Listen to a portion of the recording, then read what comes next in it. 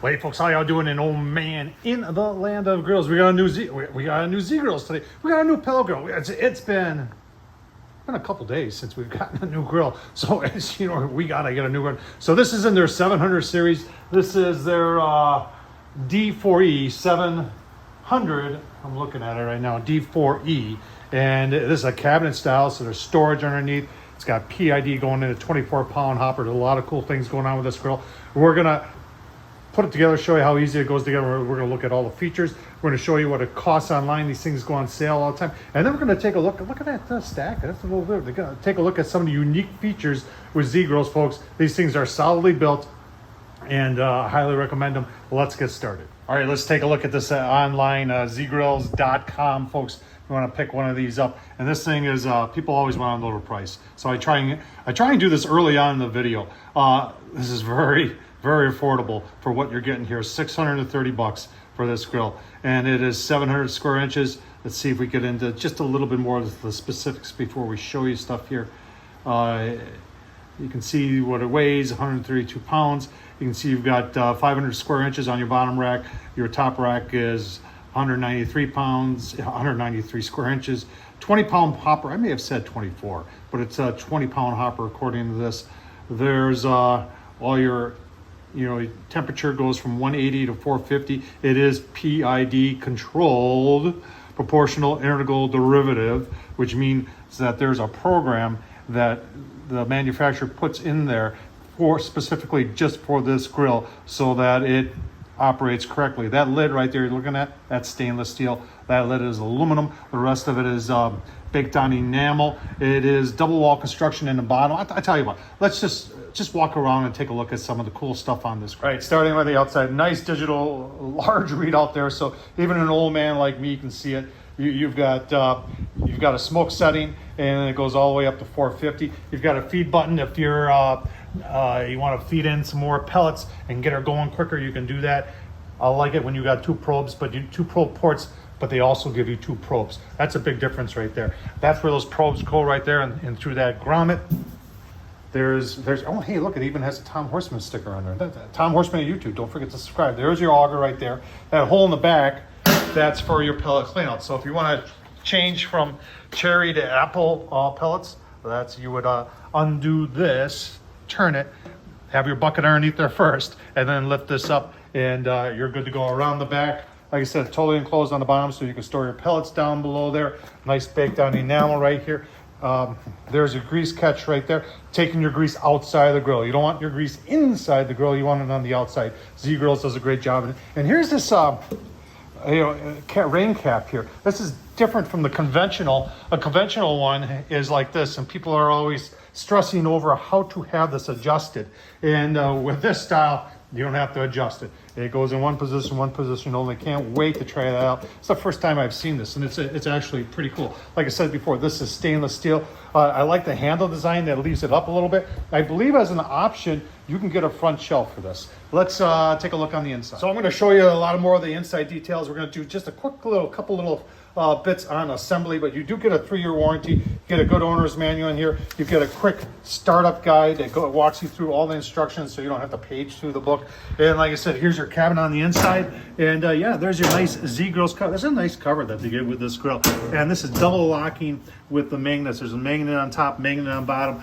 You don't have to worry about that, the wind blowing it open. The casters are nice. These aren't plastic. Those are rubber wheels, and they lock in the front. Real nice stuff. Okay, let's take a look at a little bit of the assembly, and then I'll show you the inside, folks, and then I'll give you my final thoughts. All right, I said I would just give a quick overview on assembly. This is the 700D4E. It's got a cabinet in it. Got everything unboxed. Everything is, pretty simple to put together here. There isn't much. You got the bottom right there. There is your pellet hopper. You got the hopper top to put on. That goes in the grill itself. There's the tub.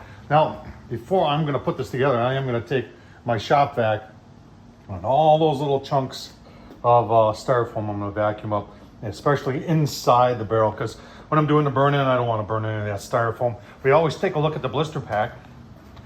Kind of lets you know how much assembly is, and that's it. So there ain't a whole lot to it. And there's just the nice little things like every Z Grills you get gives you a pair of gloves. And hang on, this is what I really like. You got two probe ports on this grill, and what do they give you? They give you two probes. Nice Nice job by Z-Grill. All right, getting ahead of you folks here.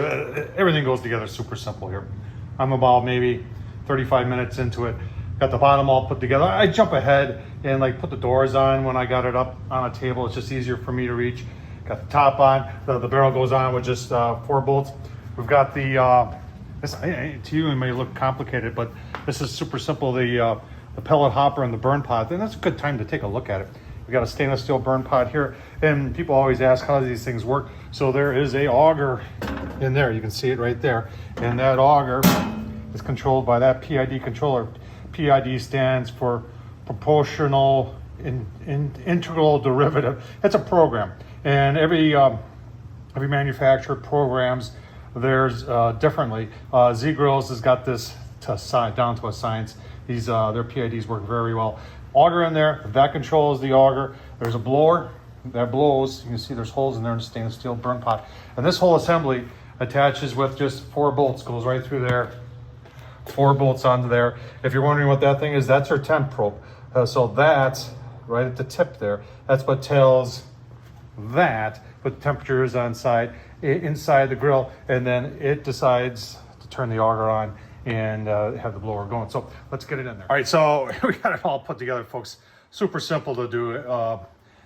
Maybe it's because I put a bunch of these together in the past, but you know, everything, they have good pictures. And like I said, there's just only a couple nuts, everything lined up perfectly. So what we're looking in there is that on this model, it's double walled on the bottom. That makes your efficiency, your pellet efficiency a lot better. And then those 2 things there that have tracks on, that's for your flame tamer. Now, on a lot of pellet grills, these things are underbuilt. And because they get so much heat, they warp.